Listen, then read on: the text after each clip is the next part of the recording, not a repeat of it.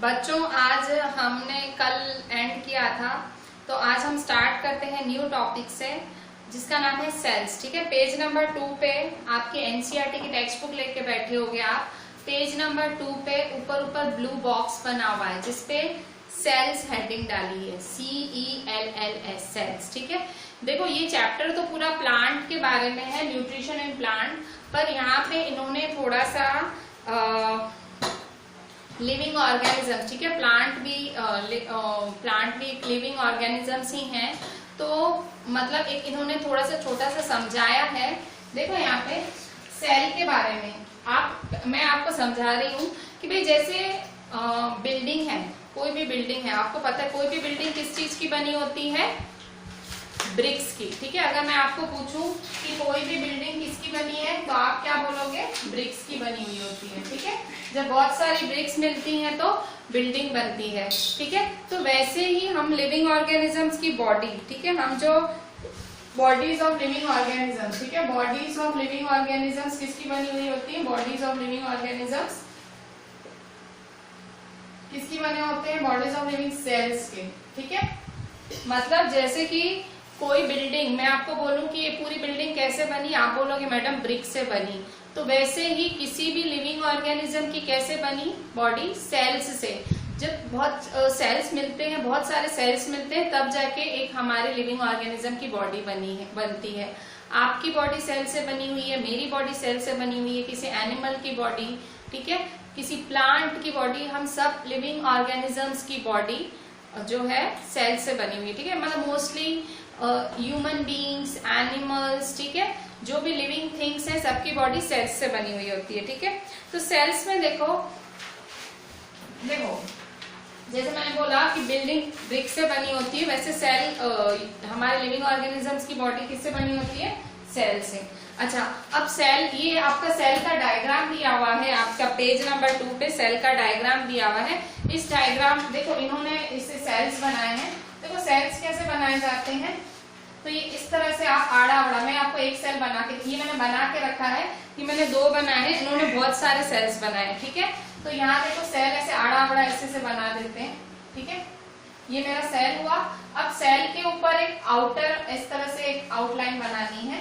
ठीक है, इसकी कोई शेप फिक्स नहीं होती है। ठीक है, सेल की कोई फिक्स शेप नहीं होती है। ठीक है, तो ये, और बीच में ऐसे ये न्यूक्लियस बनाया सेल के। ये किसका डिजाइन बना, हम सेल का डायग्राम बना रहे हैं। सेल का सेंटर में क्या होता है, न्यूक्लियस। ठीक है, और ये जो डॉटेड स्ट्रक्चर इसके आसपास फ्लूइड जैसा, वो साइटोप्लाज्म है। ठीक है, फिर ये जो है बाहर वाला जो है, इसे सेल मेम्ब्रेन कहा जाता है। तो देखो आपको अगर कोई सेल के बारे में बोलो, थोड़ा सा सेल के बारे में लिखो, तो आप क्या बोलोगे, सेल जैसे आप लिखोगे the body of living organisms is made up of tiny units called cell. ठीक है, टाइनी मतलब छोटी छोटी। सेल्स किसका बना हुआ है, हमारे लिविंग ऑर्गेनिज्म की बॉडी किसकी बनी हुई है, सेल्स की। ठीक है, तो ये सेल का डायग्राम है। आप ऐसे बनाओ या आपकी टेक्स्ट में दिया है कैसे भी बनाओ। मेन आपको है ना जो ये न्यूक्लियस, साइटोप्लाज्म, सेल मेम्ब्रेन, ये सारा अपने डायग्राम में दिखाना है। ये 3 नाम आने चाहिए। ये सेल का डायग्राम है, साइटोप्लाज्म, न्यूक्लियस, सेल मेम्ब्रेन। आप ये डायग्राम बनाओ, या आपकी टेक्स्ट बुक में दिया है कोई भी डायग्राम बना सकते हो। ठीक है, सेल का डायग्राम। मैं आपको क्वेश्चन लिखवा रही हूँ। ठीक है,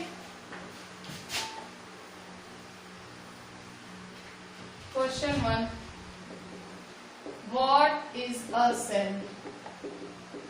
ठीक है, सेल है क्या, what is a cell.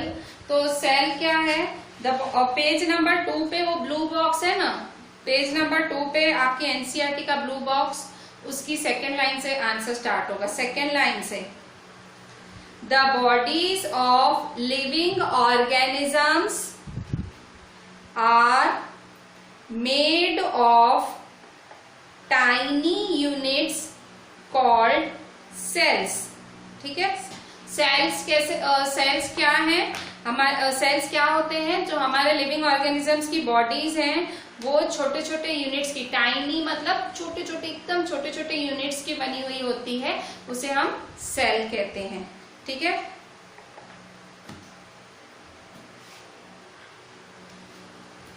Next question, can sell be seen with a naked eye? ठीक है, मैंने आपको क्या बोला, जो हमारा शरीर सेल्स का बना होता है वो बहुत छोटे छोटे सेल्स का बना होता है। क्या आप इतने छोटे से सेल्स अपनी आंखों से देख सकते हो बिना किसी हेल्प के? तो नो, आप बिना माइक्रोस्कोप के सेल देख ही नहीं सकते हो। ये जो सेल का स्ट्रक्चर है ये साइंटिस्ट ने कैसे ड्रॉ किया होगा? उन्होंने माइक्रोस्कोप से पूरी स्टडी की होगी। ठीक है, मतलब ओनियन पील की साइंटिस्ट ने स्टडी की होगी। आप थोड़े बड़े स्टैंडर्ड में और जाओगे, आप पढ़ोगे कि साइंटिस्ट ने ओनियन की पील, ओनियन के छिलके, ओनियन भी तो लिविंग ऑर्गेनिज्म है, जिसमें भी लाइफ है, प्लांट्स, एनिमल्स, सब लिविंग ऑर्गेनिजम्स हैं। तो सब सेल्स के बने हुए हैं, हम सब, आप, मैं, प्लांट्स। ठीक है, तो क्योंकि प्लांट्स का चैप्टर है तो प्लांट्स बने कैसे हैं? ठीक है, हम भी तो उसी के ही बने हैं।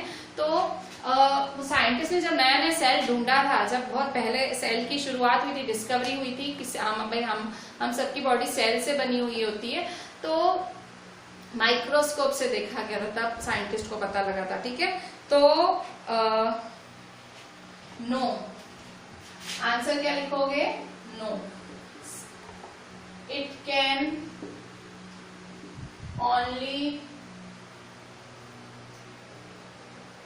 only be seen with a microscope,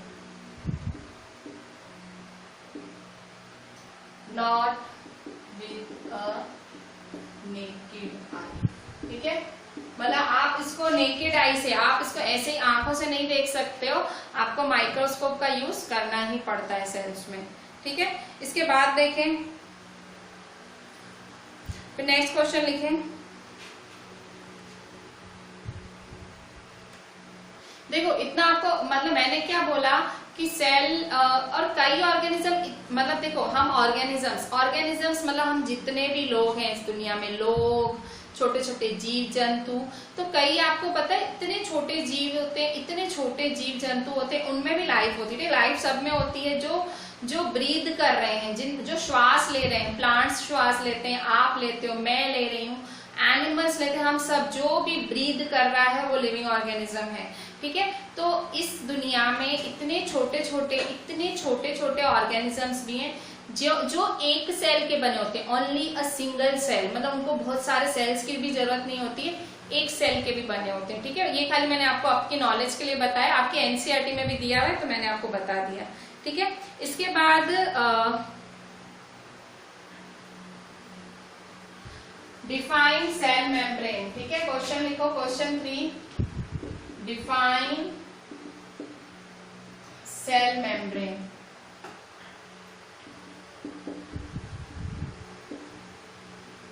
cell membrane क्या होती है? Define cell membrane. तो सेल मेम्ब्रेन देखो, ये बाहर का भाग देखो, ये आउटर लेयर, ये सेल मेम्ब्रेन, ये देखो, ये देखो, ये सेल मेम्ब्रेन है, ये जो बाहर की आउटर है ना, इसे सेल मेम्ब्रेन कहा जाता है। ठीक है, सेल मेम्ब्रेन को बाहर से किया जाता है, ये सेल मेम्ब्रेन है। ठीक है, तो सेल मेम्ब्रेन को कैसे डिफाइन करोगे? यही पेज नंबर 2 पे ब्लू बॉक्स में ही 1 2 3 4 5 5th लाइन, ब्लू बॉक्स में 5th लाइन। ठीक है, आपको 5th लाइन मिली है तो ठीक है, नहीं तो मैं आपको डिक्टेट कर रही हूँ, आप लिख लो। The cell is enclosed by a thin outer boundary called the cell membrane. क्या बोल रहा है? जो सेल है ना, सेल एनक्लोज्ड मतलब अंदर बंद होता है। सेल किसके अंदर बंद होता है?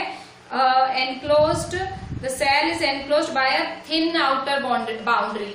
ये आउटर मतलब बाहर, थिन मतलब पतली सी, सेल है ना, पतली सी आउटर बाउंड्री से एनक्लोज्ड होता है, पूरा बंद होता है, जिसे कि हम सेल मेम्ब्रेन कहते हैं।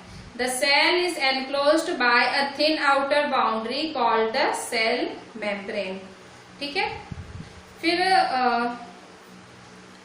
define nucleus। Next, question 4, define nucleus। ठीक है, न्यूक्लियस क्या होता है? तो देखो न्यूक्लियस क्या होता है, इस सेल के अंदर जो है ना ये वाला, इसे न्यूक्लियस कहते हैं। ये न्यूक्लियस क्या होता है, ज्यादातर सेल्स के अंदर डिस्टिंक्ट मतलब एकदम अलग सा दिखेगा और सेंटर में दिखेगा। देखो सेंटर में अलग सा, और उसकी शेप स्फेरिकल होती है, स्फेरिकल स्फीयर जैसा, ऐसा स्फीयर, ठीक है। तो स्फेरिकल शेप होती है, डिस्टिंक्ट मतलब एकदम अलग सा यूनिक सा दिखेगा और सेंटर में ही पाया जाता है न्यूक्लियस के, ठीक है। ये सेल के न्यूक्लियस में पाया, सेल के सेंटर में ही न्यूक्लियस पाया जाता है। ये जो न्यूक्लियस होता है ये जो हमारी बॉडी फंक्शंस है उन्हें परफॉर्म करने में मदद करता है, ठीक है। तो इसको डिफाइन न्यूक्लियस, न्यूक्लियस की क्या डेफिनेशन लिखेंगे, पेज नंबर 2 पे, पेज नंबर 2 पे वो ब्लू बॉक्स में सेल बना हुआ है, उस टॉपिक के अंदर ब्लू बॉक्स बना हुआ है, उसके अंदर नीचे से 4th लाइन, उस ब्लू बॉक्स के अंदर नीचे से 4th लाइन, ब्लू बॉक्स के अंदर नीचे से 4th लाइन आपको मिला है तो ठीक है, वरना मैं डिक्टेट कर रही हूं, आप लिख लो, ठीक है। Most cells have a distinct, most cells have a distinct, ठीक है, distinct, comma centrally located, comma centrally located spherical structure called the nucleus, ठीक है। तो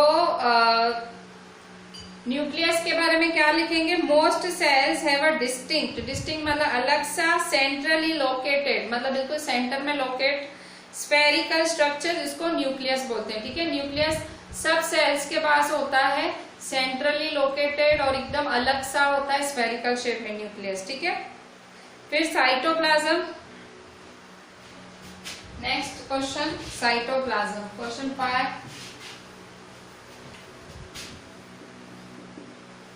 डिफाइन साइटोप्लाज्म, ठीक है, डिफाइन साइटोप्लाज्म, ठीक है। साइटोप्लाज्म क्या होता है, जो न्यूक्लियस के आजू बाजू, जो न्यूक्लियस है, देखो ये न्यूक्लियस है ना, न्यूक्लियस के आजू बाजू ये जेली लाइक सब्सटेंस है, इसे साइटोप्लाज्म कहते हैं। जेली लाइक सब्सटेंस मतलब सॉफ्ट जैसा होता है, जेली जैसा, ठीक है। आंसर क्या लिखेंगे साइटोप्लाज्म में, ये ब्लू वाला पैराग्राफ है ना जिसमें सेल्स लिखा हुआ है, उसकी लास्ट की 2 लाइनें, द न्यूक्लियस इज, आंसर लिखो, the nucleus is surrounded by a jelly like substance called cytoplasm, ठीक है। साइटोप्लाज्म की डेफिनेशन में ये लास्ट 2 लाइनें लिखनी है आपको, the nucleus is surrounded by a jelly like substance called cytoplasm, ठीक है। तो ये साइटोप्लाज्म होता है, ठीक है। तो पहले सबसे पहले सेल, आपने सबसे पहले सेल पढ़ा कि सेल क्या होता है, सेल वाइज सबसे छोटा यूनिट होता है, टाइनी यूनिट होता है, और उससे ही लिविंग ऑर्गेनिज्म की बॉडीज बनती हैं। फिर इसके बाद मैंने आपको पूछा कि भाई क्या उसको आप नेकेड आई से क्या ऐसे ही देख सकते हो, तो नहीं, उसको नहीं देख सकते हो, उसके लिए माइक्रोस्कोप से ही देखना पड़ता है, सेल को देखना है। 3rd नंबर सेल मेम्ब्रेन, मैंने पूछा सेल मेम्ब्रेन क्या होता है, तो सेल मेम्ब्रेन क्या होता है, outer layer enclosing the cell, ठीक है। आउटर लेयर जो पूरे सेल को एनक्लोज किए होता है वो होता है सेल मेम्ब्रेन, ठीक है। और फिर डिफाइन न्यूक्लियस, न्यूक्लियस क्या होता है, सेल के पास सेंटर में स्फेरिकल शेप में, ठीक है, न्यूक्लियस एक ऐसा सब्सटेंस है जो सेल के सेंटर में पाया जाता है, डिस्टिंक्ट होता है, ठीक है। फिर आपने साइटोप्लाज्म पढ़ा, साइटोप्लाज्म क्या होता है, साइटोप्लाज्म जेली लाइक सब्सटेंस होता है, ठीक है, जेली जैसा सब्सटेंस होता है, उसे हम साइटोप्लाज्म कहते हैं, ठीक है, जो न्यूक्लियस के आजू बाजू होता है, ठीक है। तो ये जो ब्लू बॉक्स में सेल्स जो आपका पेज नंबर 2 पे है, ये एक मतलब इम्पोर्टेंट टॉपिक है, ये आपकी एनसीईआरटी में भी है और आपको इससे क्वेश्चन आंसर्स भी आते हैं, ठीक है। तो मैंने कल मिस कर दिया था, तो आज मैंने इंक्लूड कर लिया, ठीक है। नेक्स्ट क्वेश्चन देखें।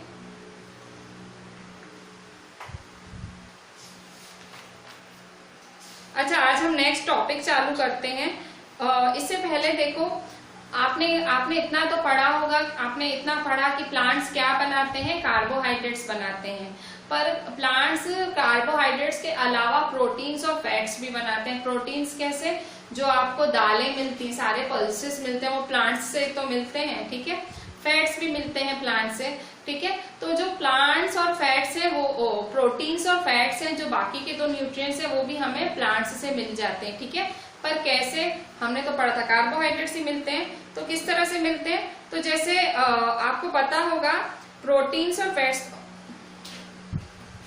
देखा अब ये टॉपिक हो गया, 5 क्वेश्चन हुए इसके।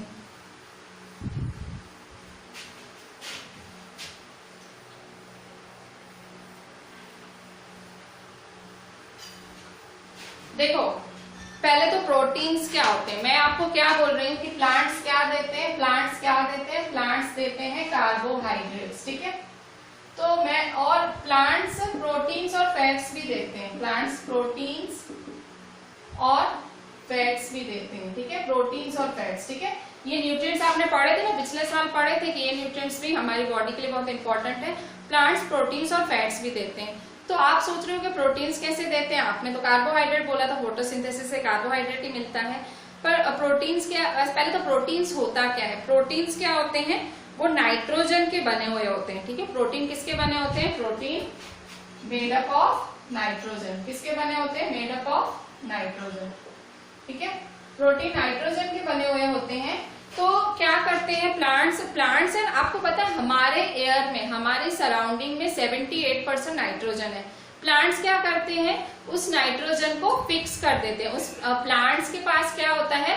प्लांट्स के जो रूट्स में है ना, प्लांट्स के रूट्स में, ये प्लांट्स होते हैं ना, प्लांट्स, इसके रूट्स में राइजोबियम बैक्टीरिया होता है। एक बैक्टीरिया होता है, ये जो हमारे जो एटमॉस्फेयर में नाइट्रोजन है, उस नाइट्रोजन को वो एब्जॉर्ब कर लेता है, ठीक है। प्लांट्स के रूट्स में जो बैक्टीरिया होता है, वो जो एटमॉस्फेयर में नाइट्रोजन है उसको एब्जॉर्ब कर लेता है, ठीक है।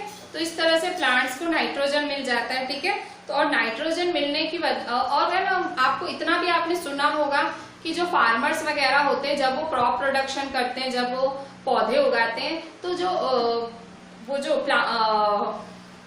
फार्मर्स होते हैं, वो मिट्टी में, वो सॉइल में ना, वो लोग फर्टिलाइजर्स डालते हैं। आपने सुना होगा ना, फर्टिलाइजर्स डालते हैं। तो उन फर्टिलाइजर्स में नाइट्रोजन, फॉस्फोरस, पोटेशियम, सारे जो मिनरल्स हैं वो होते ही हैं, ठीक है। तो इस तरह से प्लांट्स को नाइट्रोजन मिलता है और प्लांट्स क्या बना लेते हैं? प्रोटीन्स, ठीक है। तो मैंने आपसे पूछा प्रोटीन कैसे बनाते हैं, तो आपको पहले पता होना चाहिए प्रोटीन किसके बने हुए होते हैं। प्रोटीन नाइट्रोजन के बने हुए होते हैं। प्लांट्स को नाइट्रोजन कैसे मिलता है? तो प्लांट्स को नाइट्रोजन फिक्स करते हैं, मतलब फिक्स मतलब एब्जॉर्ब करते हैं। कैसे एब्जॉर्ब करते हैं? तो प्लांट्स के जो रूट्स हैं उसके नीचे कुछ बैक्टीरिया होते हैं, मैंने नाम भी बताया आपको, शायद आपके टेक्स्ट में नहीं दिया हुआ है, ये शायद आखिरी साल आएगा नाम। तो देखो, मतलब शायद 8th में आएगा, मैंने अभी नाम बता दिया। तो ये बैक्टीरिया होता है प्लांट्स के रूट्स में, वो क्या करता है? जो हमारे एटमॉस्फेयर में इतनी सारी नाइट्रोजन है, 78% नाइट्रोजन है हमारे एटमॉस्फेयर में, उस नाइट्रोजन को एब्जॉर्ब कर लेता है, और एब्जॉर्ब करने के बाद फिर प्रोटीन बनता है प्लांट्स में से, ठीक है। तो प्रोटीन में दाल वगैरह बनती है और हम वो कंज्यूम करते हैं, ठीक है। तो क्वेश्चन लिखें।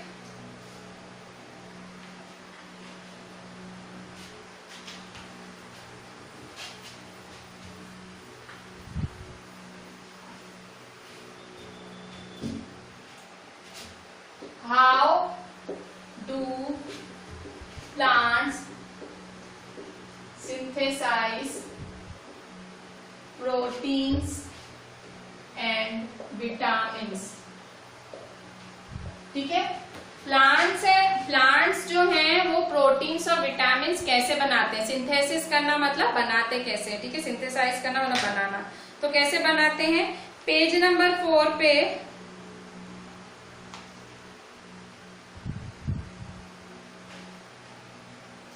पेज नंबर 4 पे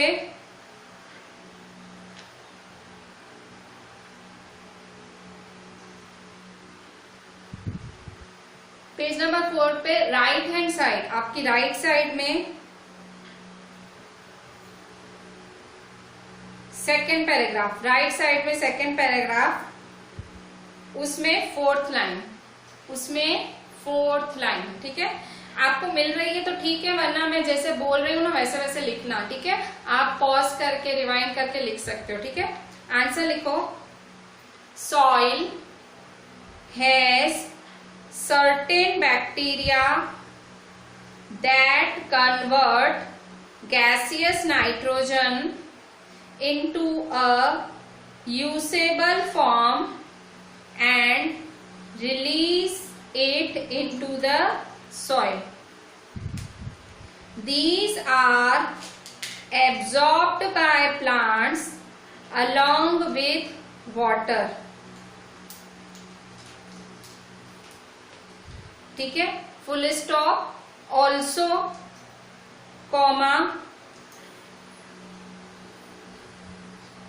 you might have seen काट दो, full stop, also, comma, farmers add fertilizers rich in soil,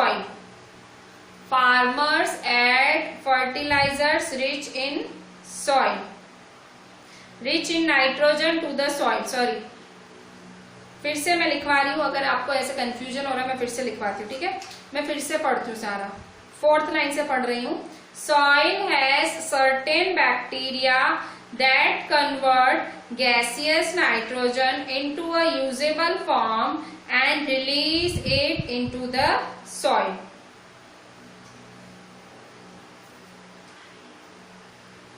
These are absorbed by the plants along with water.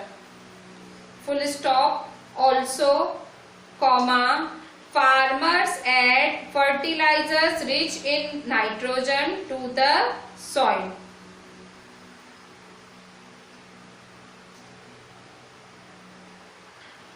फिर लास्ट में लिख दो, so in this way plants can synthesize proteins and vitamins. In this way plants can, मतलब आप क्या बता रहे हो कि प्लांट्स की जो सॉइल है, मिट्टी है, वो न्यूट्रिएंट्स एब्जॉर्ब कर लेती है। और प्लांट को न्यूट्रिएंट्स कैसे मिलते हैं, जब लोग पानी डालते हैं, आपको पता है ना पानी में भी कितने मिनरल्स होते हैं, ठीक है। तो वो प्लांट को सारे न्यूट्रिएंट्स मिल जाते हैं, फॉस्फोरस, पोटेशियम, नाइट्रोजन। तो प्लांट्स को जब सारे न्यूट्रिएंट्स मिल जाते हैं तो प्लांट्स फिर प्रोटीन्स और विटामिन बना पाते हैं, ठीक है। तो इस तरह से आप आज सबसे इम्पोर्टेंट टॉपिक सेल ही था। इसके बाद ये कि प्लांट्स ये कैसे बना पाते, ठीक है, 6 नंबर। इसके बाद आज हम जो आपने क्या पढ़ा अभी तक, आप ऑटोट्रॉफिक मोड ऑफ न्यूट्रिशन पढ़ रहे हो। ऑटोट्रॉफिक मोड ऑफ न्यूट्रिशन मतलब जो प्लांट्स अपना खाना खुद कैसे बनाते हैं, आपने पूरी देर वही पढ़ा। पर हम हिट्रोट्रॉप्स भी तो है ना, हम इंसानों का क्या, हम इंसान, हमारे अलावा कुछ प्लांट्स ऐसे भी हैं जो अपना खाना खुद नहीं बना सकते हैं, जो अपने खाने के लिए दूसरे पे निर्भर रहते हैं। हाँ, कुछ प्लांट्स ऐसे भी हैं जो अपना खाना खुद नहीं बना सकते, वो अपने खाने के लिए दूसरे प्लांट्स पे निर्भर करते हैं, उन्हें हिट्रोट्रॉप्स कहते हैं, ठीक है। हम सारे एनिमल्स और ह्यूमन बींग्स, हम तो हैं ही ऐसे जो दूसरों पे निर्भर होते हैं हमारे खाने के लिए, प्लांट्स पे निर्भर होते हैं, एनिमल्स पे निर्भर होते हैं। पर कुछ प्लांट्स भी ऐसे होते हैं जो अपने खाने के लिए दूसरे पे निर्भर होते हैं, ठीक है। तो हम अभी उन हिट्रोट्रॉप्स के बारे में पढ़ेंगे। उन्हें हिट्रोट्रॉप्स, हिट्रो मतलब अदर, ट्रॉप मतलब न्यूट्रिशन, दूसरों पे निर्भर रहना न्यूट्रिशन के लिए, उन्हें हिट्रोट्रॉप्स कहा जाता है। तो हमारी नेक्स्ट डेफिनेशन है डिफाइन हिट्रोट्रॉप्स, ठीक है। डिफाइन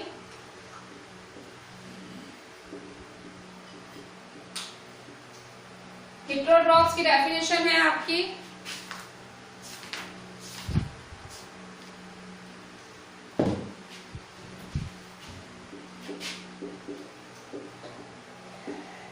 हिट्रोट्रॉप की डेफिनेशन पेज नंबर 8 पे, पेज नंबर 8 आपके एनसीईआरटी में page number 8 what you have learned लिखा हुआ है ना, उसमें ऐसे बॉक्स बने हुए हैं। व्हाट यू हैव लर्न्ड में ऐसे ऐसे बॉक्स बने हुए हैं, उसमें से सबसे लास्ट वाला बॉक्स, उसमें डेफिनेशन लिखी हुई है, ठीक है। व्हाट यू हैव लर्न्ड में जो बॉक्स बने हुए हैं उसमें सबसे लास्ट वाला बॉक्स, ठीक है, सबसे लास्ट वाला बॉक्स क्या है, वो वाला रीड करो हेटेरोट्रॉप्स में। A few plants and all animals are dependent on others for their nutrition are called the heterotrophs. ठीक है, फिर से रीड कर रही हूं।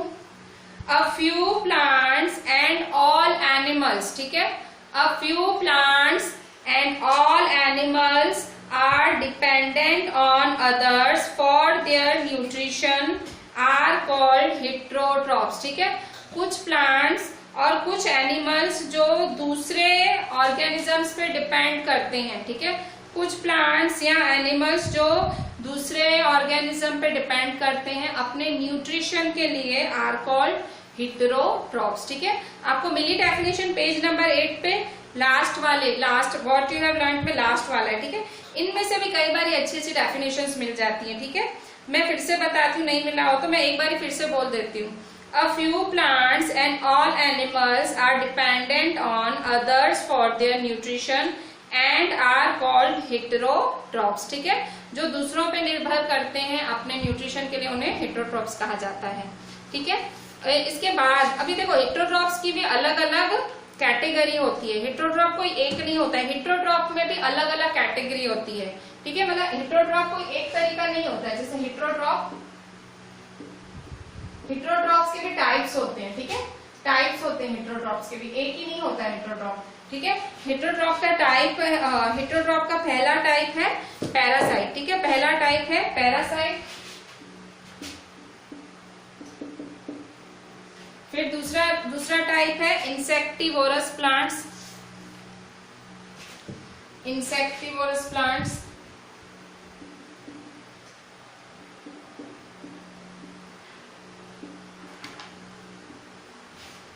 ठीक है, तीसरा टाइप है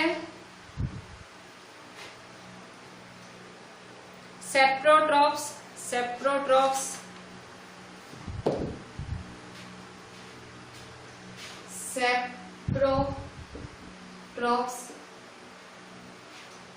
और चौथा है सिम्बायोटिक प्लांट्स। ठीक है, सिम्बायोटिक, सेप्रोट्रॉप्स और ठीक है सिम्बायोटिक प्लांट्स।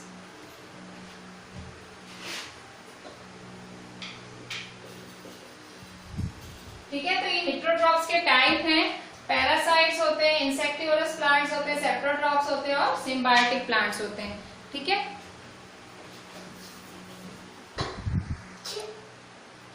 बच्चों देखो हेटेरोट्रॉप्स मैंने अभी आपको बताया, वो प्लांट्स जो दूसरों पे डिपेंडेंट होते हैं फूड के लिए। वो कौन से प्लांट्स होंगे जो दूसरों पे डिपेंडेंट होंगे? ऑफ कोर्स उनमें क्लोरोफिल नहीं होगा। मतलब जिनके पास क्लोरोफिल होगा वो तो फिर फोटोसिंथेसिस करके अपना खाना खुद बना लेंगे ना। जब मतलब हेटेरोट्रॉप्स कौन से प्लांट्स होते हैं जिनके पास क्लोरोफिल की कमी होती है, क्लोरोफिल नहीं होता है, तो इसलिए उनको मजबूरी में दूसरे प्लांट्स पर डिपेंडेंट रहना पड़ता है। तो इस चैप्टर में आप ऐसे 4 टाइप्स ऑफ हेटेरोट्रॉपिक प्लांट्स पढ़ोगे। 4 टाइप्स ऑफ हेटेरोट्रॉपिक प्लांट्स। ठीक है, पहले का नाम है पैरासिटिक प्लांट्स। ठीक है, पैरासिटिक प्लांट्स या पैरासाइट्स। ठीक है, पैरासिटिक प्लांट्स भी बोलते हैं, पैरासिटिक प्लांट्स। ठीक है, पैरासिटिक प्लांट्स। ठीक है, फिर आप इन्हें इंसेक्टिवोरस प्लांट्स दूसरे होते हैं, इंसेक्टिवोरस प्लांट्स। तीसरे होते हैं सेप्रोट्रॉपिक प्लांट्स। ठीक है, सेप्रोट्रॉपिक प्लांट्स, ये सेप्रोट्रॉप्स। ठीक है, तो आप इस चैप्टर में ऐसे 4 तरह के प्लांट्स पढ़ेंगे क्योंकि न्यूट्रिशन इन प्लांट्स चैप्टर का नाम है। हेटेरोट्रॉप्स वो प्लांट्स होते हैं जो अपना खाना खुद नहीं बना पाते हैं क्योंकि उनमें क्लोरोफिल की कमी होती है। ठीक है, तो there are 4 types of heterotrophic plants. First is parasitic plants, second insectivorous plants, saprotrophic plants, symbiotic plants. ठीक है, तो व्हाट आर, नेक्स्ट क्वेश्चन लिखो 8, what are the types of heterotrophic plants. ठीक है, हेटेरोट्रॉपिक प्लांट्स के कितने टाइप्स होते हैं? तो 4।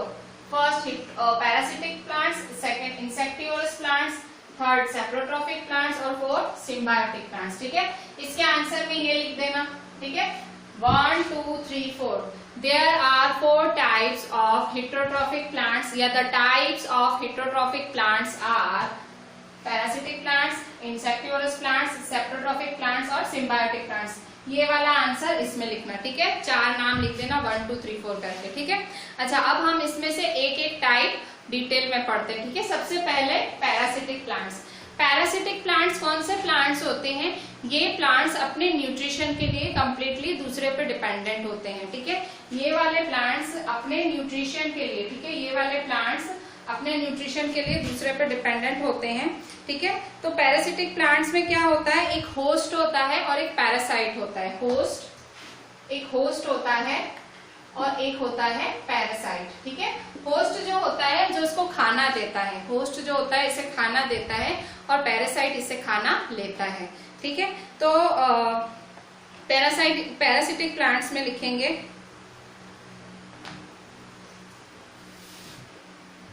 Define parasitic plants. Next question 9, define parasitic plants with example, ठीक है। डेफिनेशन भी लिखनी है और एग्जाम्पल भी लिखना है, ठीक है। पैरासिटिक प्लांट की डेफिनेशन भी लिखनी है और एग्जाम्पल भी लिखना है आपको, ठीक है।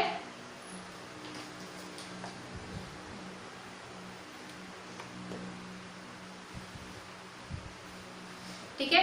अच्छा, हमारे जो काफी लोग हैं जिनके बालों में जुएं होती हैं, ठीक है, लाइस बोलते हैं, LICE। लाइस भी पैरासाइट होता है, पता है? क्योंकि वो क्या करता है, वो लाइस एक ऑर्गेनिज्म होता है, छोटा सा कीड़ा होता है, वो आपके सर पे चलता है, वो आपका खून लेता है, ठीक है, पर बदले में आपको कुछ नहीं देता है, ठीक है। पैरासाइट क्या होते हैं, सामने वाले से पोषण ले लेते हैं पर बदले में कुछ नहीं देते हैं, ठीक है। तो लाइस, ठीक है, सर पे चलने वाली जुएं, लाइस। कसकट्टा, CUSCUTA, कसकट्टा, अमरबेल, उसको अमरबेल हिंदी में बोलते हैं। ये अमरबेल भी जिस पे चढ़ती है ना उसका सारा न्यूट्रिशन ले लेती है पर बदले में उसको कुछ नहीं देती है, ठीक है। तो पैरासाइट की डेफिनेशन क्या लिखेंगे? पैरासाइट, ठीक है। डिफाइन पैरासिटिक प्लांट्स में definition,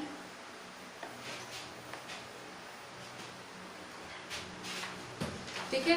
the organism, answer, the plants that derive nutrition from another plant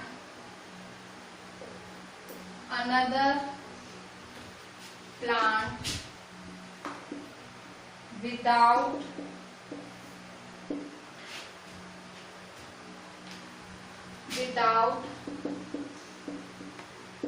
benefiting the host,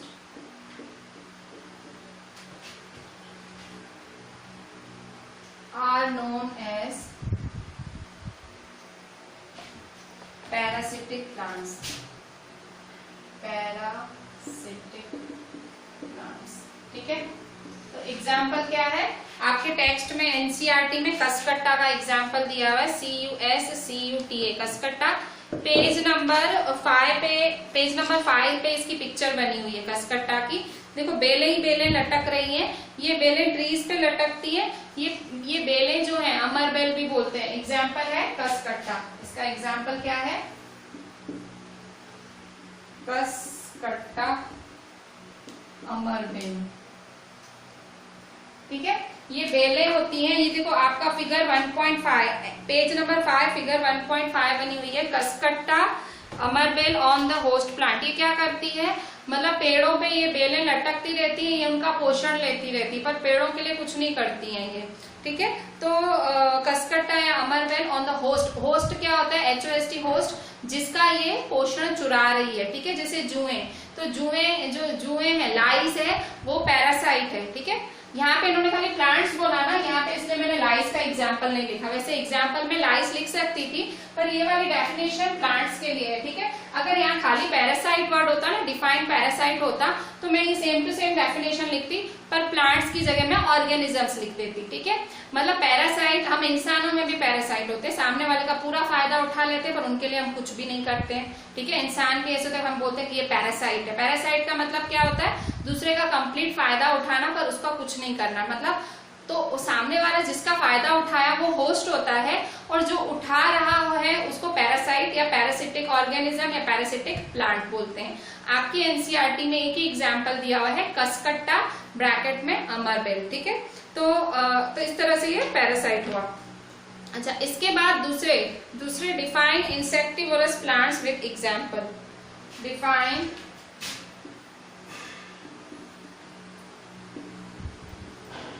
insectivorous plants with examples। ठीक है, इंसेक्टिवरस प्लांट्स, देखो नाम में इंसेक्ट है, वो प्लांट्स जो इंसेक्ट खा के अपना पोषण लेते हैं। ठीक है, वो प्लांट्स जो इंसेक्ट खा के अपना पोषण लेते हैं उन्हें हम इंसेक्टिवरस प्लांट्स बोलते हैं।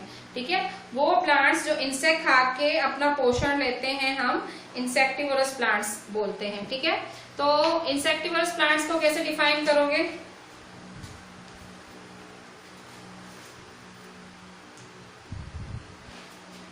The plants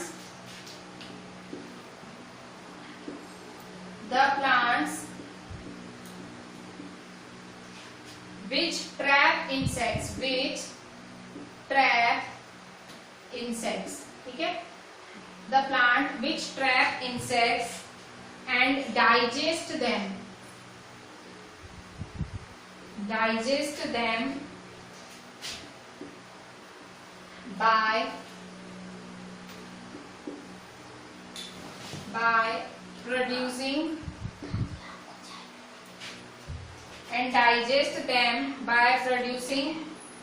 digestive juices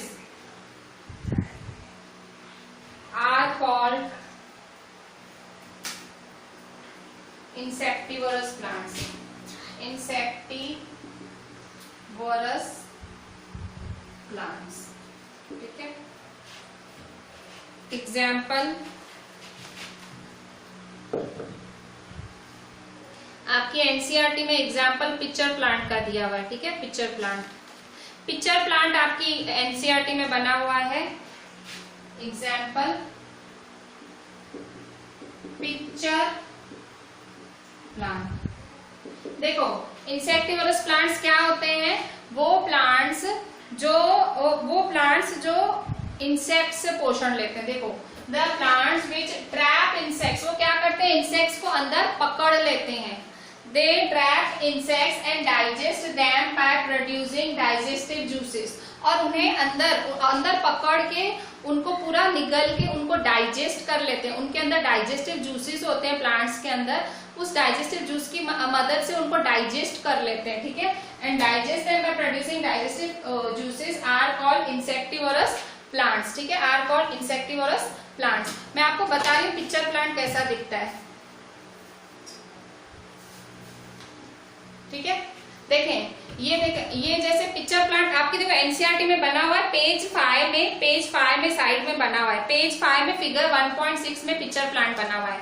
देखो पिक्चर प्लांट इस तरह से बॉटल शेप में होता है। पिक्चर प्लांट में इस तरह से ऐसे लटके हुए होते हैं, इस तरह से लटके हुए होते हैं, और ऊपर से देखो इस तरह से वो ये उसका लिड होता है, ये ढक्कन होता है। सेम ऐसा ही देखो मैंने जो कलर लिया है वही कलर होता है, और इसी तरह से पिक्चर प्लांट देखो इसी शेप में होता है, बॉटल जैसी। पिक्चर मतलब PITCHER, पिक्चर का मतलब बॉटल होता है। ठीक है, तो इस तरह से लिड के साथ होता है। अब जब इंसेक्ट देखो, इंसेक्ट कीड़े तो घूमते रहते हैं ना, प्लांट्स के ऊपर घूमते रहते हैं, तो ऐसे कोई कीड़ा समझो घूमा, कीड़ा ऐसे घूम रहा है, तो तरत यहाँ पहुंचा ना, तरत अंदर गया तो तरत वो बंद हो जाएगा, पिक्चर का ढक्कन बंद हो जाएगा। देखो प्लांट है पर देखो कितना इंटेलिजेंट प्लांट है। ठीक है, खाना आया उसने इसका लिड बंद कर दिया। आप फिगर 1.6 पे देखो ऐसा ही दिख रहा है। फिगर 1.6 इसका जो एग्जाम्पल दिया हुआ है पिक्चर प्लांट का, ऐसा ही दिख रहा है आपको। ठीक है, मतलब कीड़ा आया और इसने तरत बंद कर दिया। अब इसके अंदर पानी है, तो यह पानी नहीं है, यहाँ डाइजेस्टिव जूसेस है। इसके अंदर क्या है, डाइजेस्टिव जूसेस। इसने जो पिक्चर बंद किया, पिक्चर क्या है, पिक्चर PITCHER, पिक्चर प्लांट का ही हिस्सा है। जैसे प्लांट में मैंगो, वैसे पिक्चर प्लांट में ऐसे पिक्चर लटकते हैं, ऐसे पिक्चर लटकते हैं। इसके अंदर डाइजेस्टिव जूसेस होते हैं, बहुत सारे जूसेस होते हैं जिनसे वो प्लांट को डाइजेस्ट कर लेता है। ठीक है, हमारे जैसे पेट में भी बहुत सारे डाइजेस्टिव जूसेस हैं। ठीक है, हम खाना खाते पचता कैसे, हमारे पेट के अंदर, स्टमक के अंदर डाइजेस्टिव जूसेस हैं, वैसे इस पिक्चर के अंदर डाइजेस्टिव जूसेस होते हैं। तो जैसे कीड़ा अंदर गया, इंसेक्ट अंदर गया, टक बंद, तो अंदर वो सारे उसके डाइजेस्टिव जूसेस, मतलब उसके डाइजेस्टिव जूसेस उसको डाइजेस्ट करने में, मतलब वो इंसेक्ट को खा लेता है, आप ऐसा भी समझ सकते हो। तो उसे हम इंसेक्टिवोरस प्लांट्स बोलते हैं। और उसका एग्जाम्पल आपकी एनसीईआरटी में pitcher plant, PITCHER, pitcher plant दिया हुआ है। ठीक है, अच्छा अब देखो नेक्स्ट क्वेश्चन,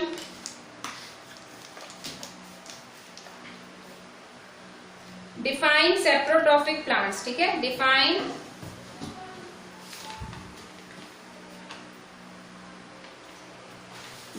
सेप्रोट्रॉफिक प्लांट्स।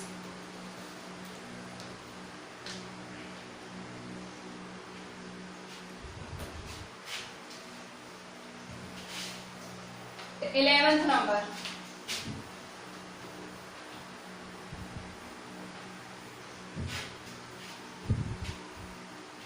ठीक है, 11th नंबर देखें, define saprotrophic plants. Define saprotrophic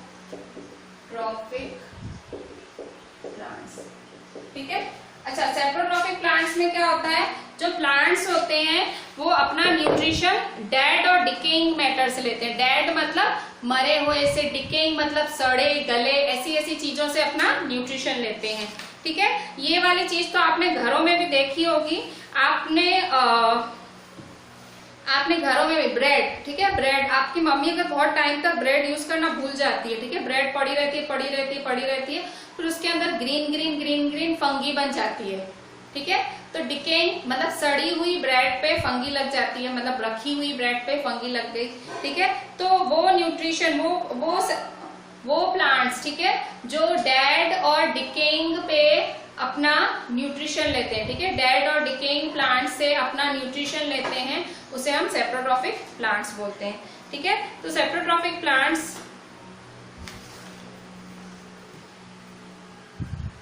ठीक है, इसमें आपकी सेप्रोट्रॉफिक न्यूट्रिशन है। ठीक है, सेप्रोट्रॉफिक प्लांट्स या सेप्रोट्रॉप्स। ठीक है, डिफाइन सेप्रोट्रॉफिक प्लांट्स और सेप्रोट्रॉप्स। ठीक है, सेप्रोट्रॉप्स भी बोला जाता है, सेप्रोट्रॉप्स। ठीक है, सेप्रोट्रॉफिक प्लांट्स या सेप्रोट्रॉप्स कौन होते हैं, तो आंसर लिखें।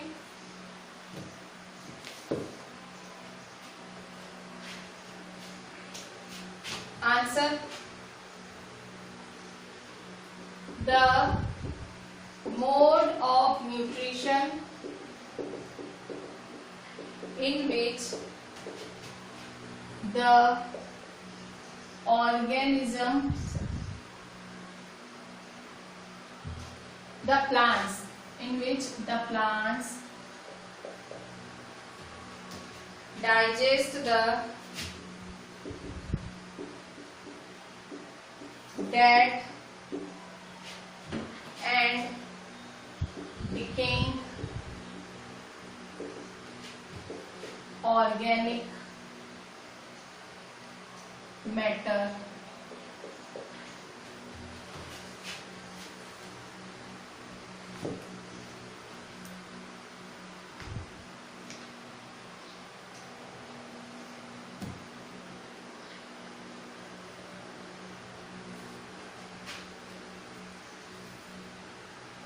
ठीक है, dead and decaying organic matter is called the mode of nutrition in which plants digest the dead and decaying organic matter by secreting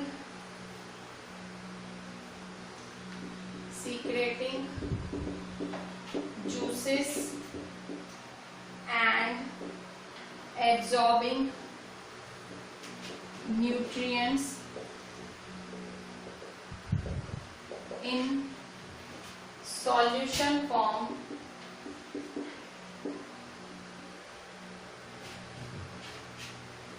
is called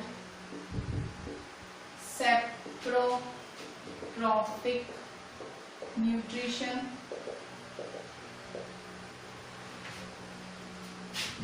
Plants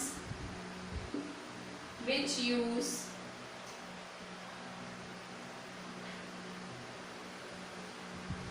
the mode of nutrition in which the plants digest the dead and decaying organic matter by secreting juices and absorbing nutrients in solution form is called saprotrophic nutrition. Such plants are called saprotrophic plants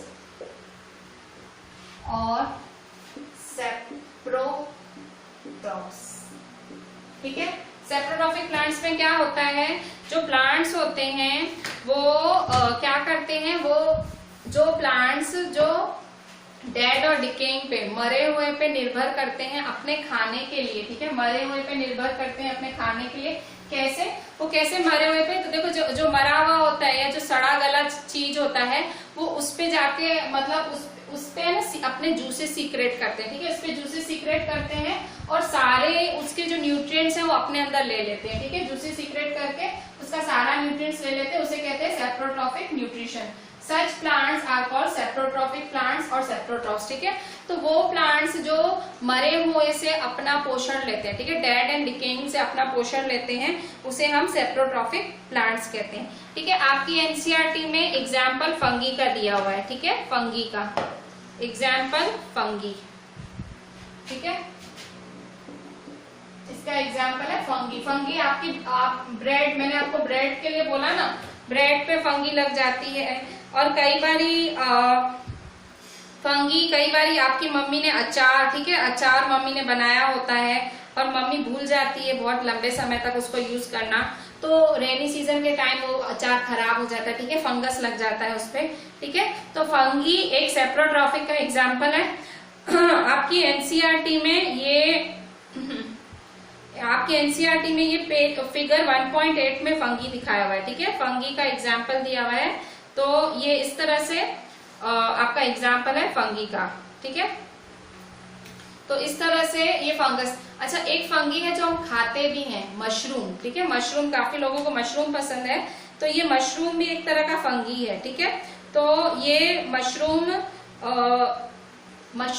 ठीक है, mushroom एक सब्जी होती है। ठीक है, ये भी एक तरह का फंगस ही है, पर आपकी एनसीईआरटी में एक है मशरूम का भी एग्जाम्पल दिया हुआ है, पर फंगी का। ठीक है, तो fungi is an example of saprotrophic plants. ठीक है, तो आज हम यही एंड करते हैं। तो टोटल आज आपने 11 क्वेश्चंस पढ़े, सारे के सारे 11 अच्छे से करना और वीडियो खासकर अच्छे से देखना। काफी बच्चे ढंग से नहीं देख रहे हैं, 1-2 बच्चों को मुझे पर्सनली फोन भी करना पड़ा। प्लीज अच्छे से वीडियो देखें। ठीक है, और उसके बाद ही क्वेश्चन आंसर्स लिखें। ठीक है, चलें, थैंक यू।